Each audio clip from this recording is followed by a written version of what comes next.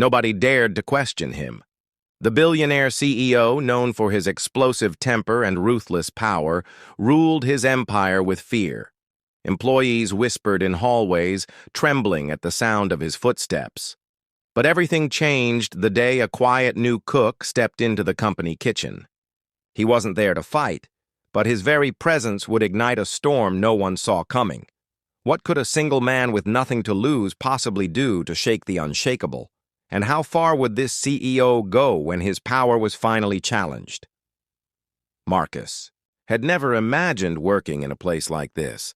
Glass walls stretching high above the city skyline, polished marble floors that echoed with wealth, and staff who moved like shadows to avoid being noticed.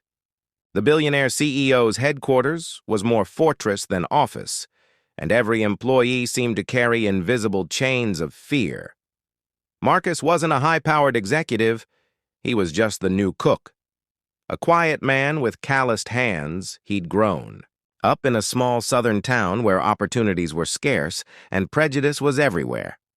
Cooking had been his escape, his art, his ticket out. So when this job came, serving the wealthiest of the wealthy, he took it, hoping it would lead to stability, maybe even a fresh start.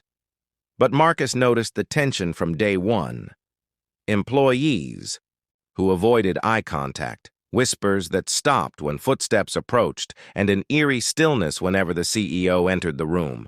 It wasn't just respect, it was fear.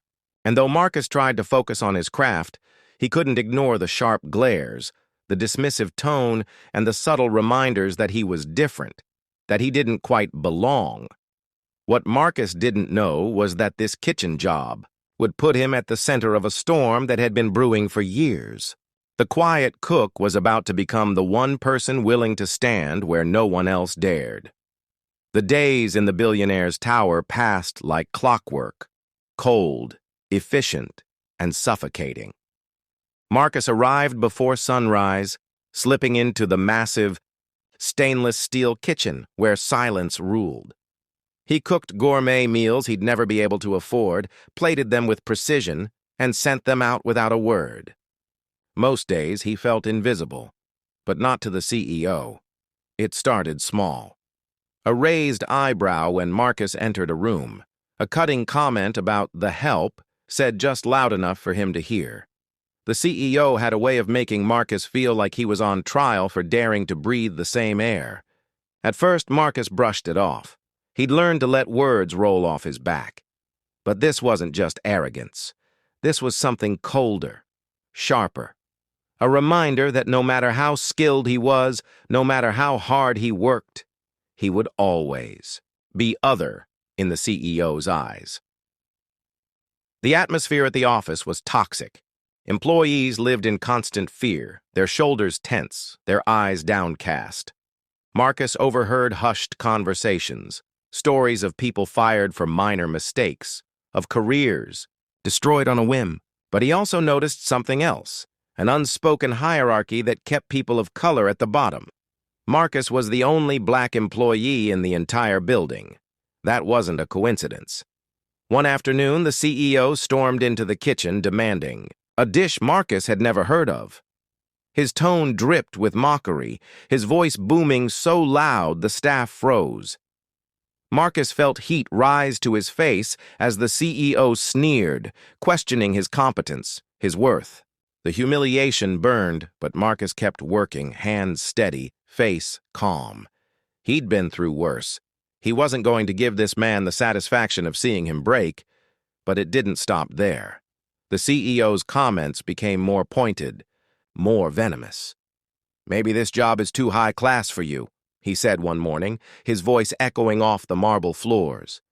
Marcus said nothing, though his silence only seemed to fuel the man's cruelty. By the end of that week, Marcus felt the weight of every glare, every insult pressing down on him. He noticed how some of the staff avoided him now, afraid of drawing attention by associating with him. The isolation was crushing, but Marcus wasn't naive. He'd grown up fighting to be seen, to be treated like a person. He wasn't about to let this man erase him. Then came the breaking point. One evening, the CEO hosted an extravagant dinner for foreign investors. Marcus worked tirelessly, crafting dishes worthy of a Michelin star. But when he brought out the final course, the CEO looked at him with disgust. "I don't want this," he snapped, shoving the plate aside. The words that followed weren't just insults. They were a racial slur, spat with venom in front of everyone. The room went silent. Marcus stood frozen, his heart pounding in his ears. Every guest, every staff member, every person in that glittering dining hall had heard it. No one spoke. No one moved. And in that silence, Marcus realized something. This man was untouchable, because everyone was too afraid to fight back. But Marcus wasn't afraid anymore. The fallout was swift, but not in the way anyone expected. Word of the CEO's outburst spread through the company like wildfire. Guests whispered, employees murmured. And by morning, videos had surfaced online, capturing every venomous word, every ounce of hatred in his voice. The empire he'd built, on fear, began to crack. Investors pulled out. Board members scrambled to distance themselves. Within weeks, the man who once seemed untouchable was forced to step down. For Marcus, it wasn't about revenge. It wasn't even about the CEO. It was about finally being seen. People who had once avoided his gaze now came forward with their own stories, their own scars from years of silent suffering. His courage had opened a door they thought would never budge. Yet, even as the CEO fell from grace, Marcus couldn't shake the weight of what happened. It was a reminder that racism doesn't just live in shouts and slurs. It hides in power structures, in silence, in fear. For every person like him who spoke out, there were countless others who couldn't.